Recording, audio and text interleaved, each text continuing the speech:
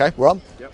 This is Alex on Blue Moon Rising TV. We're down south in that London, outside White Hart Lane. The sun is shining. I am regretting this coat already. The team news has just come in and it is full of shocks blues. Joe Hart is not in the team. Willie Caballero starts. The back four, Sanya, Otamendi, no company. Di Michaelis, Kolarov. Fernando comes in for Silva. Fernandinho, that pushes Yaya forward. KDB makes it on the right. Sterling on the left. And Sergio Aguero, he's due a goal today, up top on his own. I'm joined by Barnaby from Spurs on TV. Who are you frightened of in the City team? Hello mate, well obviously it's a big shock that Joe Hart's not playing and good for us I think that Company and Silva aren't playing. I think Silva is obviously the magic man for you. I've got him in my fantasy team, a bit gutted that he's not playing for that reason, but for Spurs, absolutely delighted. But then you look at it, and apart from maybe the back four, I think Di Michaelis is always worth a risk.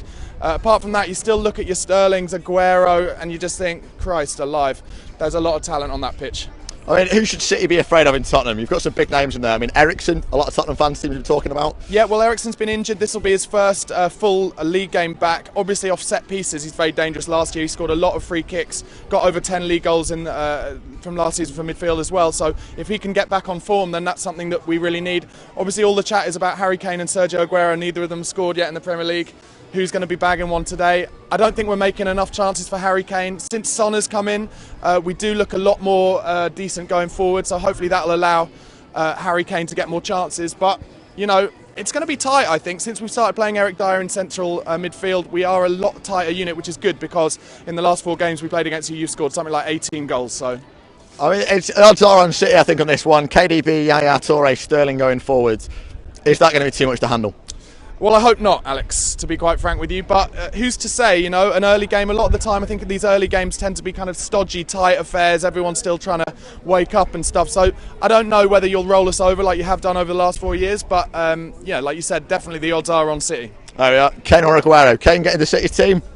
Would Kane get in City's team? Well, he offers something completely different, I think. He's more of like Negredo used to be in terms of holding the ball up, bit of strength.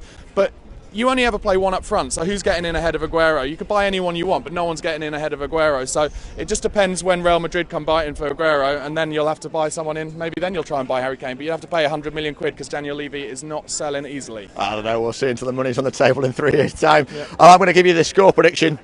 Go for me. What have you got for me? I'm going 2-1 Spurs. I've said it all week. I'm going to stick to it. I think if we can get an early goal, put the frighteners up, yeah, make you come at us, and then gaps will form. Harry Kane to get the second on the break. Barnaby, I want you to know when you said 2-1, the Spurs fan behind the camera put his head in his hands. I think I'm going to go 3-1 City. This is Alex on Blue Moon Rising TV. One more thing, don't forget, we've got a little wager that we've got to do, haven't we? We said in the week there's got to be a little wager. So have you got an idea of what punishment I will have to take if City win? It's got to be wearing a City shirt on camera for fan cams either at this game or the next game. Have you brought one with you? I've not got with me, so you have to wear it the next game, mate. Well, let me tell you that if Spurs beat you, I've bought not only a Spurs shirt for you to wear in the post-match, but it is a girls' Spurs shirt, mate. It is a girls' tight one. It'll really suit your little lithe body. Well, number one, I'm comfortable with my sexuality, and number two, it's not going to come to that anyway, because City are going to do you, Barnaby. It is on. I'm Alex from Blue Moon Rising TV. This is Barnaby from Spurs on TV. We'll see you later on.